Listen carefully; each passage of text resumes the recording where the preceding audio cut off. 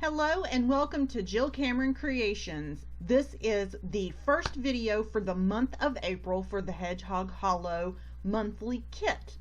And I am using simple paper layers that pack a punch to create some cards. Hello.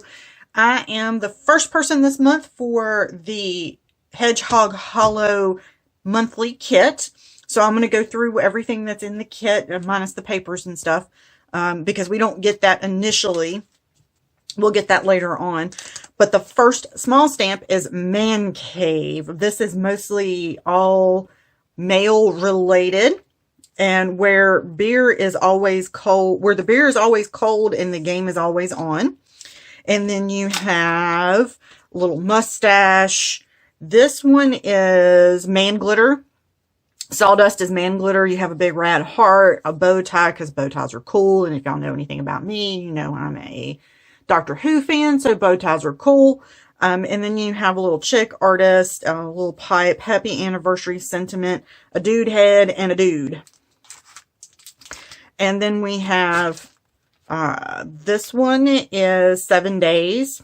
And you have dad, papa, daddy, cousin, pap, son, hubby, happy Father's Day, honey with an I, bae, husband, brother, uncle, old man, nephew, granddad, boyfriend. And it has fixologist, handyman, fishing you a happy Father's Day. And then, of course, the bruise. 7 days without beer makes 1 week, and that is W-E-A-K. And then you have suited and booted. And we have a mixtape, miss you, love you, some gaming symbols, a cigar in hand is better than the two in the humidor. That's so cute. Then we have the suspenders and ties, and this just reminds me of Doctor Who as well. Happy birthday. And then we have our salute to military personnel in our stencil. And today I'm going to be making 2 cards, Man Cave and Sawdust is Man Glitter. So I'm going to get to making some cards. For a guy is not easy. One thing I struggle with is colors. I can't use my shiny, pretty embellishments on them, you know, that kind of stuff. And so what I decided over the years, and what I have done over the years, is I will generally make a guy's birthday card or Christmas card for guys, or, you know, whatever the occasion might be. And I do a lot of paper layers, and I will use like background stamps to create texture, and most of the time they're tone on tone. And for one of the paper layers, I will use mirrored cardstock, and I will use embossing powders and those kinds of things. And that's what I did in this particular card. And in the next one, I do 2 different examples to create some paper layers for cards here. And I pulled out a stitched rectangle frame set that I have. This is from My Favorite Things, and if you've ever watched any of my videos, this is like my favorite. My stitched rectangles and my spellbinders rectangles are some of my favorite dies in the whole entire world. And I found a color combination on Pinterest that I really liked. So I just picked out some of the cardstock that I had here, and unfortunately I had a lot of tape, a lot of washi tape on my dies there, and I was picking that off really quick. Anyway, I found a color combination that I really liked on Pinterest, and so I went ahead and did that. That's the what I used. And then I cut those pieces of cardstock down to 4 1/4 by 5 1/2 inch pieces. So I had workable sizes, and I also had 4 pieces of each color in case I messed something up.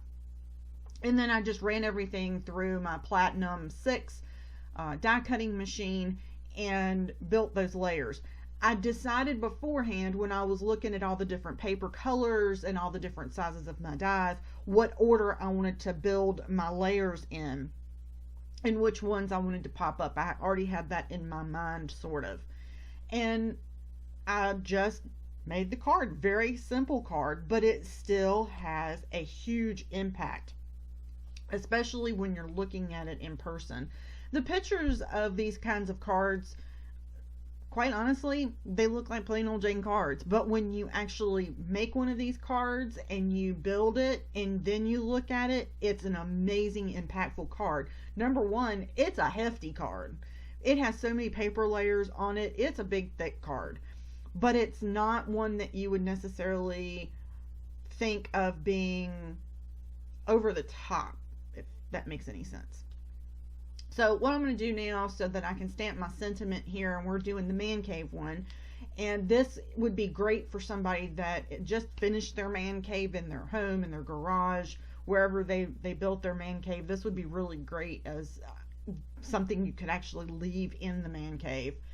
I used my mini Misty, and I had previously stamped with black ink on this, and I did not want my stamp to leave remnants when I put it in here. I wanted to make sure it was clean so I didn't get bad ink anywhere. When I go to when I get my stamp sets for my monthly design, I will sit down with a big notebook that I have and stamp all of my images in it and kind of come up with my card designs and stuff.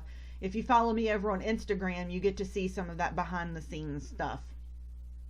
Now, this blue paper, I have no idea where I got it from. I just picked it up out of my stash. And it had like a coating on it because no ink would absorb into it. Because after I finished making this card, I went back and pulled out just a solid stamp and stamped on another piece of it with a bunch of different inks, and it was like no ink would absorb into it. And it was kind of weird. I have no idea where that cardstock came from. And so because this wouldn't absorb in and it wanted to set on top of it, I didn't want to smear it, and I was going to heat emboss this with clear embossing powder. I didn't want to mess it up any further, so I went ahead and heat set it with my heat gun.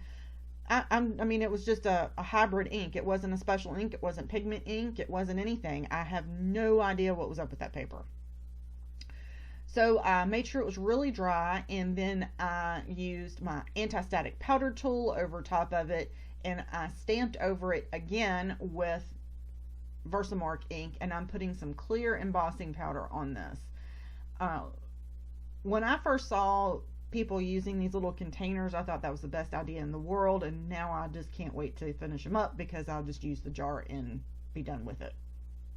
So heat set my clear embossing powder, and there's that. So now I'm going to actually stack everything up, and it was kind of a dumb luck thing with the paper and the ink and it not sinking in, because it gave the final product a very textured, mottled look in the embossing part of it.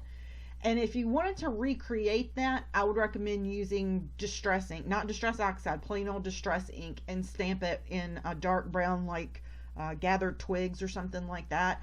That would give that kind of mottled looking look as well. Now, I wanted one of my layers to have some texture to it, but not have actual physical texture, so I stamped a background stamp.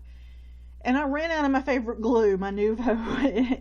And as this is during the Great Shelter in Place event of 2020, I haven't had the opportunity to order any, and I haven't had the opportunity to pick up any in town. And so I went ahead and I just used some Elmer's Kraft glue, and it works just as well as anything else I've ever used for liquid glue. Now, I wanted to pop up my mirror cardstock on this. I wanted to mention something else. The other way that you can add texture to your layers is, number one, doing what I did here, which was die cut everything with a stitched layered rectangle.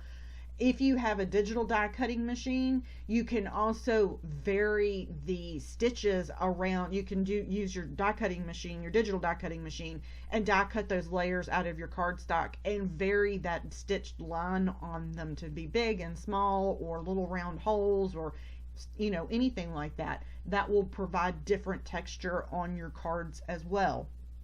So there's different ways to add those different textures. and I added additional texture by popping up a lot of these pieces, and I just used some 3-inch foam tape there to pop those up, cut it up with my Teflon scissors, and those are Fiskars Teflon scissors. So there's that finished card, absolutely gorgeous. Next we are going to move on to the Sawdust is Man Glitter. You can actually do this in a Misty because the pad's already built in, but I wanted to show you as well, if you have a big solid stamp like this, and this is actually from a previous Hedgehog Hollow kit, I believe it was the January kit maybe, so one that had watercolors in it. I'll put it in the notes below. But when you have a big stamp like that that has a lot of surface on it, put something soft behind it like a mouse pad, or what I have there, which was a stamping helper that I've had for years and years and years, and it really does help the image to impress upon the paper a lot better, and you get a more even image. A Misty has that pad built into it. It's not there just to lift the paper up, it's there to give that backing for it, because you lose that foam rubber that you have on the back of red rubber stamps. You lose that on the photopolymer stamps, so you don't get good even pressure across them very easily.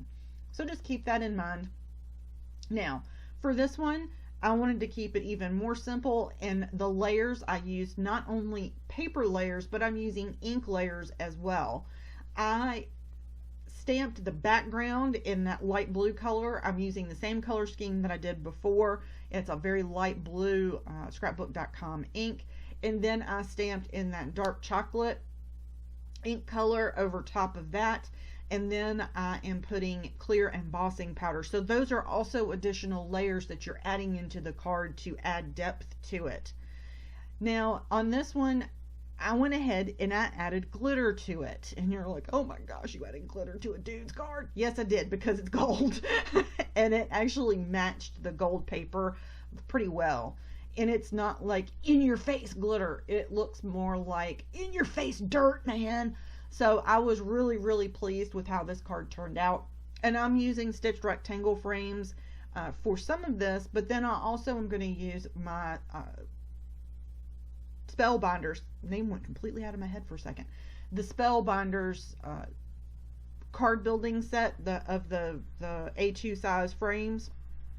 I'm going to use that on the mirror cardstock piece, and I love using those particular ones, especially on mirror cardstock, because the Spellbinders ones leave that lip around the edge of it, so it looks like it's already framed for you. It's pretty cool.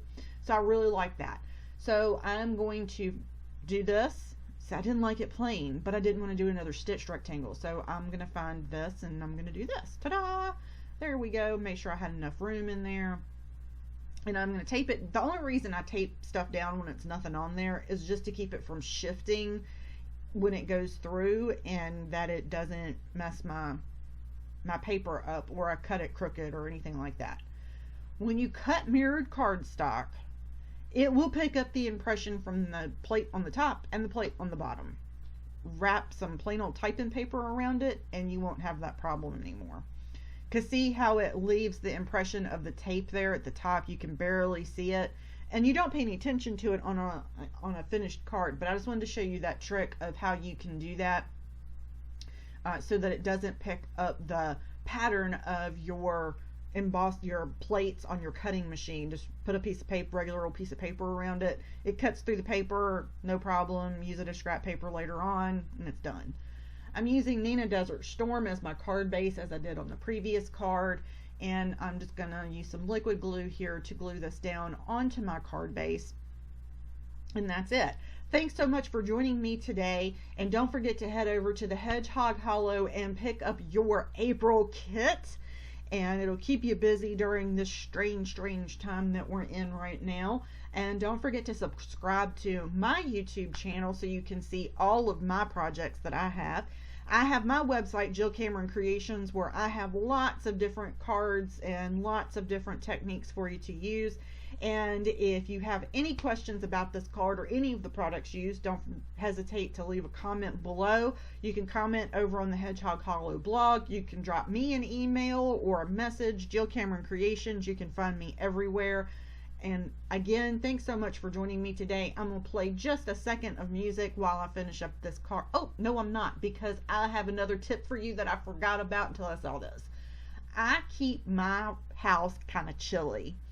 And Nuvo drops tend to be clumpy on me because I keep my house rather chilly. If you have a basement, craft room, or anything like that, you might have the same problem. They don't level out very nice. Put them under your arm, under your leg for about 5 minutes, and they'll heat up to your body temperature a little bit more and be more liquidy and stay better. Last tip. Y'all have a great day. Thanks so much.